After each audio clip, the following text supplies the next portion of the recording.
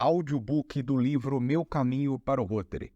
Leitura de Pedro Casadei, associado do Rotary Clube de Bauru Norte, no Distrito 4510. Atual coordenador assistente do Rotary, da região 31 do Rotary Internacional. Capítulo 35. O arquiteto encontra o construtor. Deus deve ter visto o Rotary com bons olhos. Muitas vezes senti-me cansado e desanimado.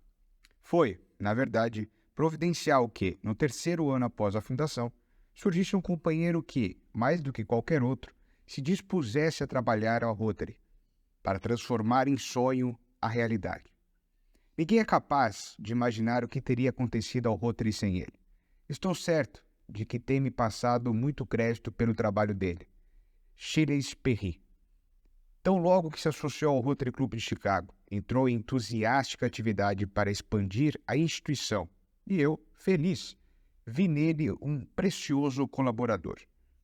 A adesão de X à Rotary no mundo surgiu de maneira peculiar. O presidente entrante do Rotary Club de Chicago, que não gostava da ideia de expandir o Rotary, nomeou X presidente da comissão de expansão, certo que anularia os planos surgentes de levar o Rotary a outras comunidades, os quais ele considerava fantasiosos e arriscados. Percebi então que era necessário assumir o desafio de perder inteiramente o apoio do Rotary Club de Chicago, convertendo X ao trabalho de expansão do movimento. Chamei X ao telefone no domingo, quando ele tinha tempo para uma conversa demorada. Ele me perguntou: "Você acha que o Rotary Club de Chicago é apenas a semente da instituição que você imaginou?" Não me lembro o que respondi, mas pintei a situação de cores escuras e descarreguei toda a minha artilharia de persuasão em defesa da ideia de expansão. X prometeu quase nada, mas o prometeu tranquilizar. Quando rependurei o fone que conversara, um companheiro à causa. Logo depois, ele e mais alguns companheiros planejamos a associação dos clubes existentes. X se propôs a planejar e organizar a primeira convenção dos Rotary Clubs. Alguns companheiros do Chicago manifestaram entusiasmados e colaboradores decididos. E sentiam que seria possível expandir-nos dentro do país, mas ainda que não concebiam o extravasarmos-nos pelo mundo. Os clubes de outras cidades acreditavam mais na expansão mundial, tinham uma visão mais clara das possibilidades. XPI tinha como uma facilidade especial de captar e avaliar, com precisão, os aspectos essenciais de quaisquer possibilidades e estava apaixonado. Não só me motivava como intelectualmente pela causa de expansão. Assim, passamos nós dois a trabalhar por ela, lado a lado. Ele era um companheiro valoroso e destemido. A primeira convenção, delegados de 16 clubes, foi realizada no Congresso Hotel de Chicago, em agosto de 1910, e X foi eleito para presidir essa convenção. Os estatutos e os regimentos internos foram elaborados e aprovados. Os delegados discutiram durante horas e avaliaram potencialidades do Rotary. A assistência dessa primeira convenção esteve abaixo de 100 companheiros, mas 20 anos depois, quando da 21ª Convenção em Chicago comemorava os 20 anos do Rotary, a assistência subiu para mais de 11 mil companheiros, entre rotarianos convidados. O encerramento da primeira convenção, eu fui eleito presidente da associação fundada e XPI o secretário. Na convenção de Portland, em 1911, fui reeleito e, a meu pedido, Chesney continuou como secretário.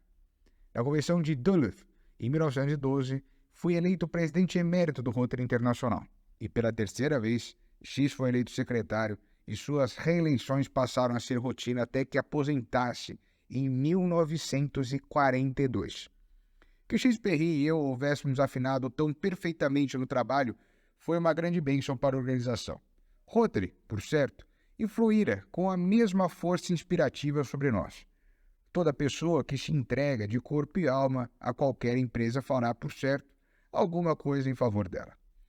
X sempre me impelia para as frentes de trabalho e permanecia trabalhando na secretaria, onde labutou duro, por anos e anos, com pouquíssimos períodos de férias. Seus dias não eram somente de 8 horas, já que permanecia no trabalho noite adentro. Dedicado a esse ponto, criou equipes excelentes, não só em Chicago, como nos outros escritórios do mundo. Se eu posso ser chamado de arquiteto, X.Perry foi, sem dúvida, o construtor do Rotary Internacional. O escritório central se desenvolveu em linhas democráticas. Nunca consideramos os nossos funcionários como empregados. Eram associados. Todos eles eram tratados pelos próprios nomes, por humildes que fossem suas obrigações. E para eles o secretário era o X, e eu, o Paul. Ninguém poderia dizer, por imaginoso que pudesse ser, que X e eu não eram tão íntimos. Quando nos encontrávamos no escritório, a saudação era "Bom dia, X". E a resposta, "Bom dia, Paul". Raramente almoçávamos juntos. Muitas vezes desejei ter X por algum tempo à tarde para conversarmos sobre o acontecimento do dia, mas nunca havia oportunidade para tal. X tomava um lanche leve no próprio escritório e continuava seu trabalho. Ele tinha suas idiosincrasias e eu as minhas.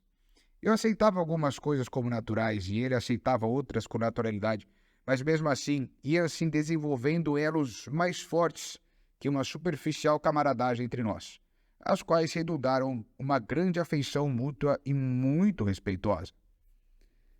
Alguma coisa parecida se desenvolvia, também com os presidentes internacionais que sucediam da organização. Eles não tinham a recepção efusiva que talvez esperassem, mas encontravam alguma coisa muito mais valiosa. Os novos diretores executavam suas tarefas com maior cuidado, para tê-las bem feitas. Os presidentes eram rotarianos experimentados, mas presidir ou servir como membro do Conselho do Rotary Internacional era um grande compromisso. Essa preocupação, no entanto, desaparecia em pouco tempo. Sentado ao lado do presidente nas reuniões do Conselho Diretor, estava um homem, o secretário internacional, sempre pronto à colaboração. Nunca obstruindo, apenas um delicado toque em certos assuntos ou um hábil sinal de guia nos princípios. Assim, todas as dúvidas e tremores desapareciam. Quando findava a reunião, todos se sentiam tranquilos com suas pastas de informações nas mãos. Quando em 1942 se comentou que X ia aposentar-se das funções de secretário do Rotary Internacional, criou um clima de preocupações sobre o que poderia acontecer com a organização. Phil Folgejoy, nascido em Portland, Maine, graduado na Universidade de Michigan e ex-presidente do Rotary Club de Hardrock, no Michigan, que havia sendo o primeiro assistente secretário já há 12 anos, fora escolhido por unanimidade para substituí-lo. Eleito, o trem não saiu dos trilhos, como muita gente temia. Phil tinha plena competência técnica e diretiva. Como assistente, teve o auxílio altamente qualificado de Lester, que serviu na organização por 20 anos. Aposentado, X passou a trabalhar no seu próprio clube, o Rotary Club de Chicago. A princípio nas comissões e em seguida como diretor, vice-presidente e afinal presidente, liderando um corpo social de 770 membros. Como os bons vinhos, ele melhorava com a idade. A Secretaria-Geral é, hoje, não só altamente eficiente, mas ainda a fonte ampliadora da doutrina rotária. A equipe de 150 funcionários entusiastas e eficientes reúne-se mensalmente na ampla sala do Conselho Diretor, na segunda-feira após o almoço, sob a presidência sorridente de Phil Lovejoy. Após o cântico relaxante, Phil põe em uma execução imediata a ordem do dia, o balanço das atividades do mês vencido e a programação para o mês vindouro, sempre intermeando bom humor e entusiasmo. O resultado é que cada membro toma conhecimento do ocorrido na instituição e se conscientiza sobre a importância de seus deveres no conjunto das atividades do mundo rotário. Para facilitar a expansão do Rotary e distribuir a noção de serviço aos clubes existentes, foi instalado um sucursal da Secretaria Central em Londres e pouco mais tarde outra em Zurique, na Suíça, outra em Bombay, na Índia, todas com a supervisão da Secretaria Central. Essas filiais têm rendido profícua assistência aos clubes de Rotary na Inglaterra, Europa e Ásia. Em 1911, autorizamos o secretário Perry a editar e dirigir uma publicação para o Rotary, a qual constituiu-se num dos mais positivos fatores de desenvolvimento da instituição e de fomento à solidariedade entre os rotarianos. Foi também muito bem recebida nas escolas e bibliotecas e frequentemente mencionada em outras publicações. Por muitos anos, o The Rotarian vem sido editada sob a capacitada direção de Lenin Case e sua edição espanhola pelo Manuel Hinojosa. O progresso vertiginoso do movimento rotário vem, como é compreensível, exigindo consideráveis somas de dinheiro obtida por proporcionalmente pequenas contribuições anuais dos sócios dos clubes, os quais, convictos da grandeza da instituição, procuram desenvolvê-la e expandi-la para o mundo todo. A orientação financeira da instituição tem sempre sido conservadora e severa, como pode verificar até os dias de hoje. Há apreciável disponível em caixa para suprir emergências, o que atesta a lisura e o elevado espírito de providência de seus dirigentes. Embora os atuais orçamentos anuais possam parecer elevados, não correspondem nem de longe à realidade de milhares de rotarianos de todo o mundo, que estão colaborando com o movimento sem nenhum outro interesse além da íntima satisfação, que sentem pelo fortalecimento do organismo capaz de oferecer melhorias à humanidade e harmonia e compreensão entre os homens. Um dos primeiros tempos de Rotary, X veio ao meu escritório para apresentar-me 2 canadenses rotarianos designados por Rotary Internacional para fundar clubes na Austrália e Nova Zelândia. Eles haviam manifestado a vontade de conhecer o fundador do Rotary. Aceitei, honrado a homenagem, mas salientei que a minha participação havia, por certo, superada pela de XP. Este delicadamente respondeu: Paul, eles desejam conhecê-lo pelo mesmo espírito que leva os homens a desejar conhecer a nascente dos grandes rios. Tenho meditado muito nesse cumprimento do X. Ele constitui uma honraria inefável, elaborada através de uma luminosa imagem. Aceitei-o comovido. Mas será que o grande rio só tem uma pequenina fonte de origem? Não. O grande rio é a soma de milhares de contributos. Sangas, riachos, veiazinhas d'água e outros rios que vêm marulhando pelas encostas, a encontrarem-se na corrente comum e formarem um grande rio. Assim aconteceu com o Rotary. Cresceu com a adesão à cooperação dos milhares de rotarianos de muitos países do mundo. Sucederam-me na presidência da associação um longo rol de devotados rotarianos que têm proporcionado força, brilho e vitalidade. Vieram dos Estados Unidos, como do Canadá, do México, da Inglaterra, da França, do Brasil e do Peru. Cada presidente soma-se a outros homens, na qualidade de diretores, de presidentes de comissões, de governadores de distritos. Em cada ano, um novo corpo administrativo vem promovendo e contribuindo para a expansão, o crescimento e aperfeiçoamento da minha velha concepção de companheirismo, dos profissionais do mundo unidos pelo ideal de servir. Os Rotary Clubs têm oferecido inestimáveis contribuições em ideias, inspiração e realizações.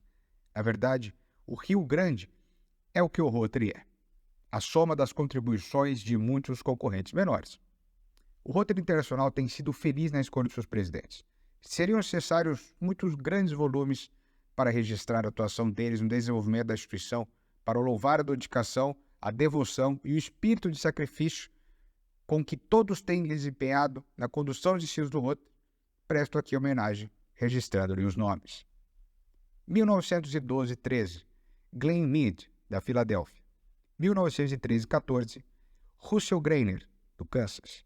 1914-15, Frank Mullahan, de Toledo, Ohio.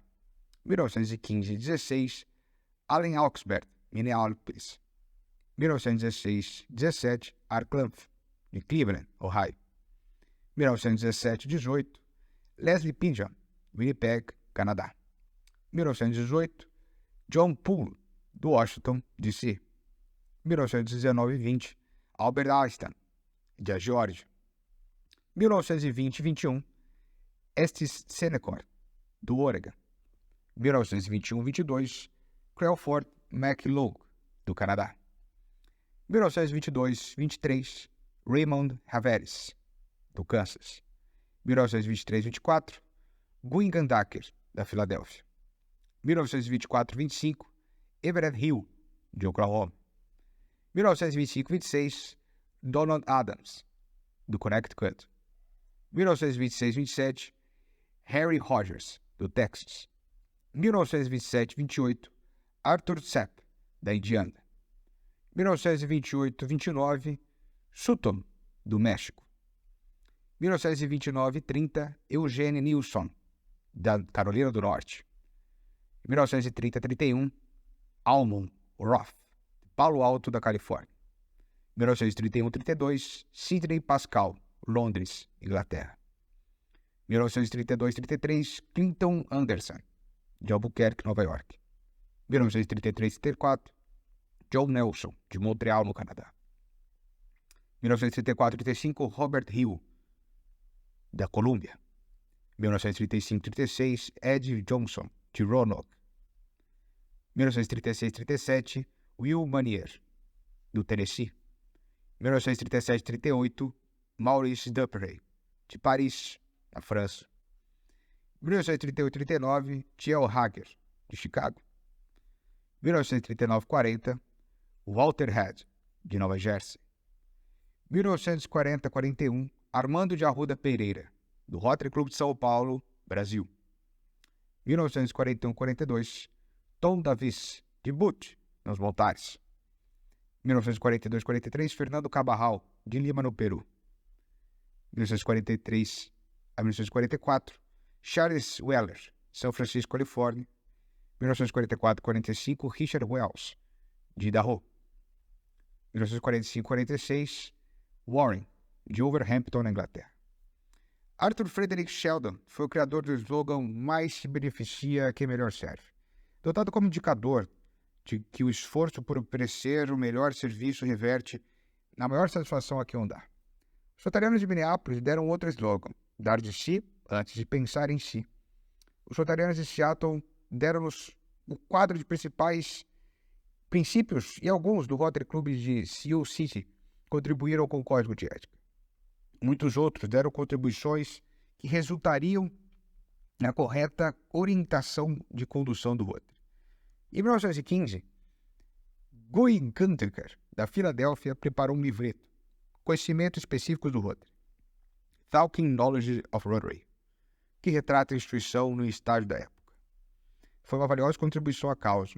O Rotary Club de Birmingham, no Alabama, ofereceu os conhecimentos para a interpretação de Rotary pelo público, como também fizeram os Rotary Clubs da Inglaterra e da Irlanda. Mesmo antes da fundação do segundo Rotary Club, convenci o Rotary Club de Chicago a contribuir com a comunidade, promovendo com auxílios das autoridades do povo a construção de instalações sanitárias públicas para a cidade. É possível que outro serviço mais atrativo pudesse ter sido escolhido para a nossa primeira contribuição, mas teria sido difícil achar outra que despertasse maior interesse. Duas forças formidáveis levantaram-se contra nós.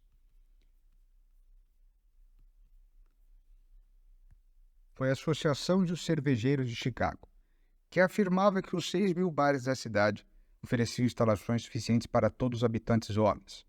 A outra foi a Associação de Lojas e Departamentos na State Street, que afirmava serem as acomodações das lojas livres suficientes para todas as mulheres.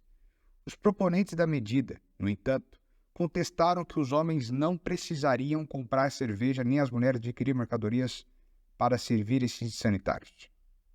Foram construídos os mictórios públicos.